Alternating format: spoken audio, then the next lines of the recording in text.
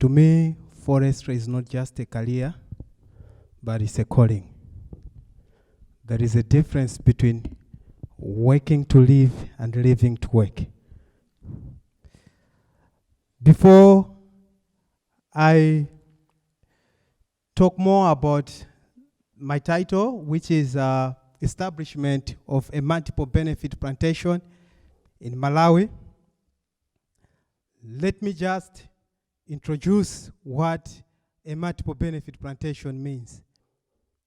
This is a plantation that has a lot to offer. It has economic returns, environmental control, environmental degradation, as well as ecotourism. Ladies and gentlemen, I welcome you all to my presentation. Let me start by introducing this beautiful country called Malawi. As you can see there, Malawi is located, according to me, it is located in the southeast of Africa. Some say it's in the Central Africa. Some, they even say it's North Africa. So it's there, it's for you to conclude. This country, in terms of size, is half the size of Oregon, but the population is 4 times the size of Oregon. The major features in this small country are the Lake Malawi, which is 500 times bigger than Great Lake. And we also have this beautiful mountain called Mountain Mulanje, which is 2,000 higher than Mount Hood. There are still more things that you wow too, because the same country, 30% is the lake, 30% is covered by the forest. That means we, the people, livestock, and the building are fighting for the remaining 40%. So imagine, it's the survival of the fittest. 90% of the population of the 17 million people we have rely on forest as a source of wood for cooking and construction.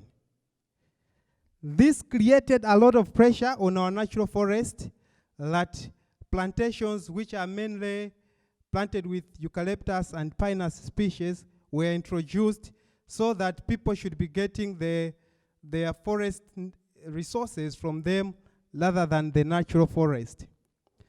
So when the plantations were introduced, people started getting wood for construction and for firewood from them, while the natural forests were protected for wildlife conservation and tourism. And this is Ndaki National Park, where Ian, I know he's here, this is where he was working. The plantations were able to provide people with timber for construction, firewood, employment, ecotourism, and other non-forest products, including revenues to the government through tax and other revenues. But there came a time when the plantations reached maturity and they were supposed to be harvested. But after harvesting, we did not replant. As a result, it was now a reverse. Pressure went back to our natural forest. And that has resulted into land degradation. And just for your information, the lake I was talking about, according to what I've learned here, it is the #1 lake in the world with the highest fish diversity. And this affected the population of even the fish in the lake. So being a forester, I started thinking, something started boiling in me. What should we do? Should we just watch until we cut the last tree in this country? You can answer me. So what should we do? That is what I started thinking.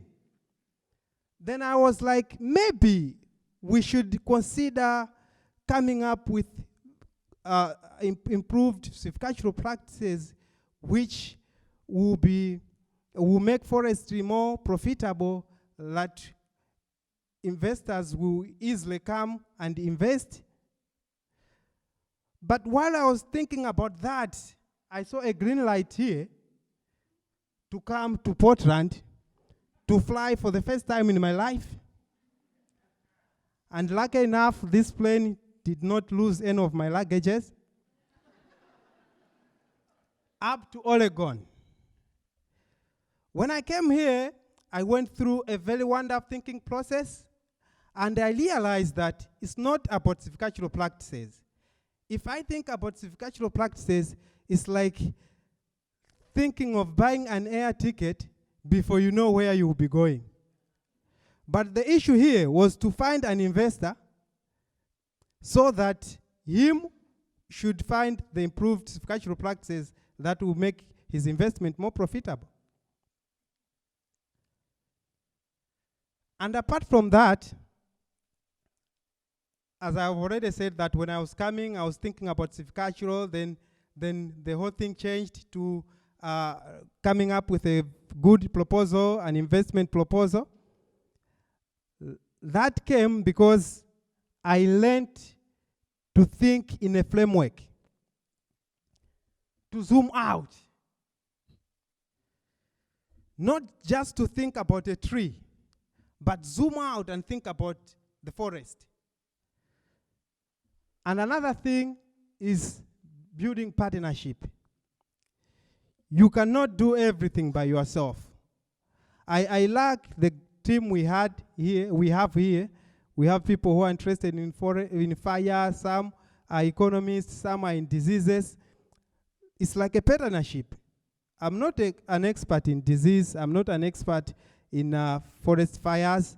We need partners. We need to come together and do something that will be beneficial to the people of Malawi in this case.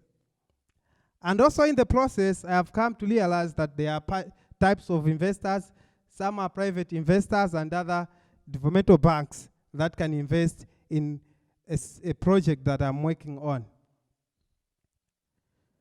Other lessons through study tours, I've learned a lot about forestry management, soil and water conservation, and also through the meetings that I have had with some stakeholders here, I've learned a lot about investment analysis and how can you draft a convincing proposal.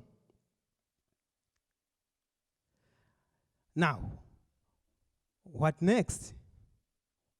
We have learned, but what next? To show my commitment to this, back home, right now, I have already organized a team of very committed foresters. We have registered as a company, and we are applying for 5,000 hectares of land from the government so that we should implement this project on as long as we get the investors.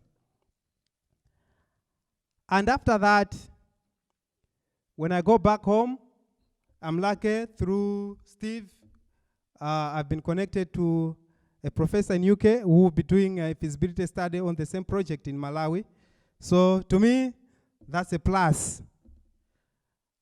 And I will also be finalizing my proposal.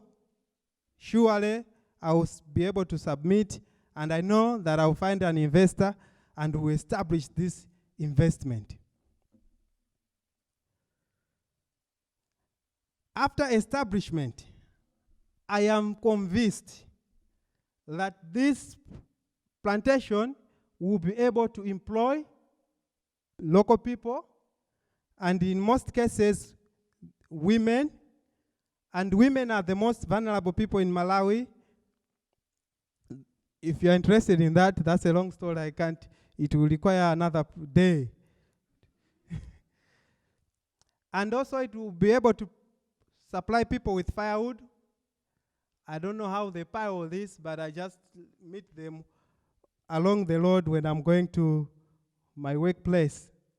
And will also be able to produce timber for export, reduce environmental degradation, and will also be good for ecotourism. Having said that, ladies and gentlemen, I invite you to this beautiful country, also known as the warm heart of Africa, as a tourist or as an investor. The choice is yours.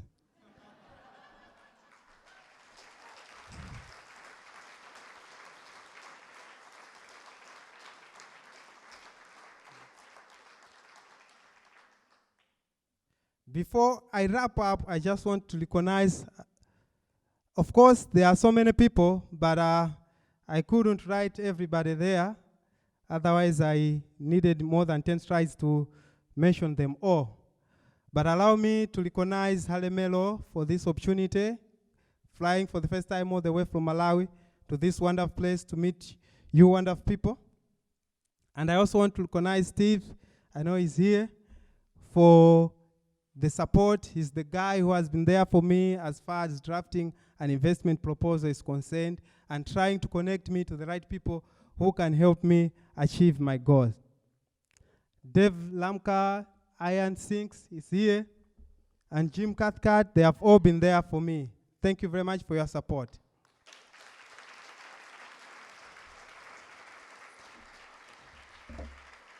And I am also very happy because I've been able to reunite with some people who have been to Malawi, and they have been very wonderful. They are so amazing. I appreciate. Thank you very much.